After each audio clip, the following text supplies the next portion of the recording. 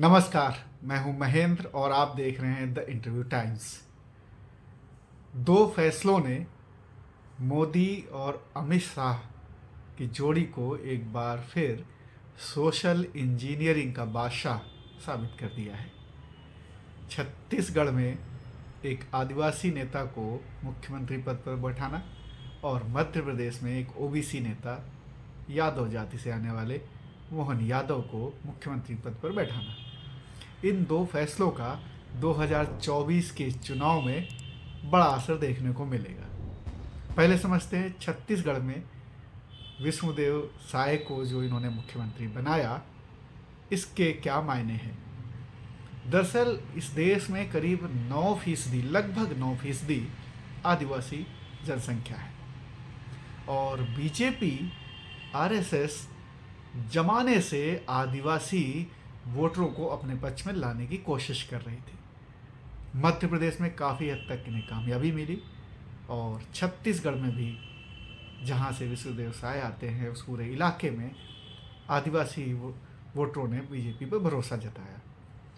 मध्य प्रदेश और छत्तीसगढ़ में बड़े पैमाने पर आदिवासी जनसंख्या है, आदिवासी वोटर हैं और बड़े पैमाने पर इसमें सीटें भी आती हैं।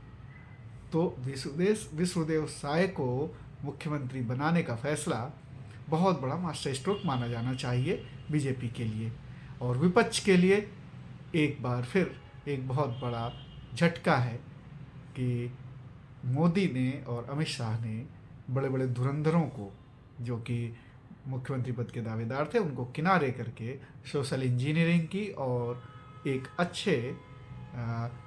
अच्छी चाल के साथ वो 2024 के चुनाव की बिसात बिछा दी उन्होंने।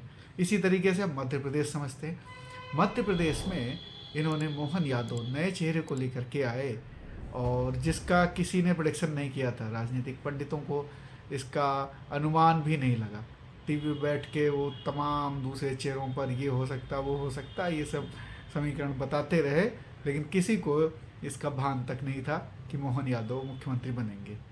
बीजेपी ने फिर एक बार चौंका दिया, यानी कि मोदी और अमित शाह की जोड़ी ने एक बार फिर सबको चौंका दिया और मोहन यादव जाति से आते हैं और मध्य प्रदेश में भी यादव आबादी बहुत बड़े तादाद में है। इधर यूपी में तो है ही, बिहार में भी है। अब आप समझिए कि 2024 के चुनाव में मध्य प्रदेश, उत्तर प्रदेश और बिहार बड़े पैमाने पे इन वोटर्स का इन्फ्लुएंस है, सीटें हैं, इनका प्रभाव है। और कोशिश की है बीजेपी ने कि जो लालू यादव की पार्टी ख़ास तौर पे बिहार में जो यादवों की एकमुश्त वोट ले जाती है, और इधर अखिलेश यादव यादवों के सबसे बड़े नेता हैं यूपी में, तो इनके किले में घुसकर, यानी इनके वोटरों के किले में घुसकर अगर मोहन यादव कुछ लाभ बीजेपी को पहुंचा पाते हैं और उनको कुछ डैमेज कर पाते हैं, तो ये बीजेपी के लिए बहुत बड़ा एक तरीके से 2024 के चुनाव के लिए मदद होगी। और 2024 के चुनाव को देखते हुए ही बीजेपी ने ओबीसी नेता, खासतौर पर यादव जाति के ओबीसी नेता, तमाम ओबीसी नेताओं को, तमाम ओबीसी जातियों को बीजेपी ने साथ रखा है। पटेलों को, कुशवाहा हो, मौर्य हो, इन तमाम यादवों के लिए ये बीजेपी से जुड़ने का एक तरीके से मोहन यादव को लेकर के यादव वोटर बीजेपी की तरफ जुड़ेगा और यूपी में भी जुड़ेगा और आपका मध्य प्रदेश और बिहार में भी इसका फ़ायदा मिलने वाला है। तो ये एक तरीके से इतनी बड़ी जनसंख्या को देखते हुए बीजेपी ने जो सोशल इंजीनियरिंग की, ये भी एक मास्टर स्ट्रोक से कम नहीं है।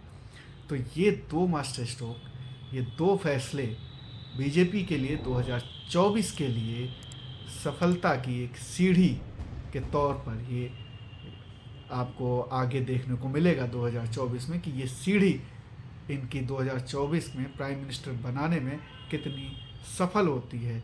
बीजेपी का आकलन है कि इससे बहुत फ़ायदा होगा, क्योंकि ओबीसी वोट बैंक पर अभी जो इंडिया गठबंधन है, गठबंधन है, वो ओबीसी वोट बैंक को एक लामबंद करने की कोशिश कर रहा है।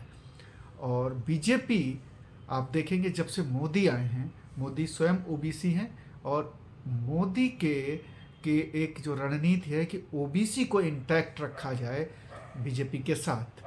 पटेल वोटर्स को मोदी ने अपने साथ जोड़ लिया है तमाम प्रदेशों में, और देश भर में पटेल वोटर्स हैं, तो उनको तो मोदी ने जोड़ लिया, बीजेपी ने जोड़ लिया है।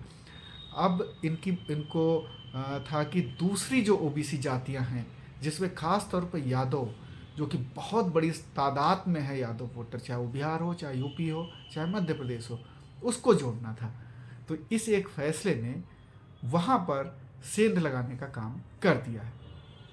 अब इसका कितना फ़ायदा मिलेगा 2024 के पार्लियामेंट के चुनाव में, ये तो वक्त बताएगा, उस वक्त के नतीजे बताएंगे।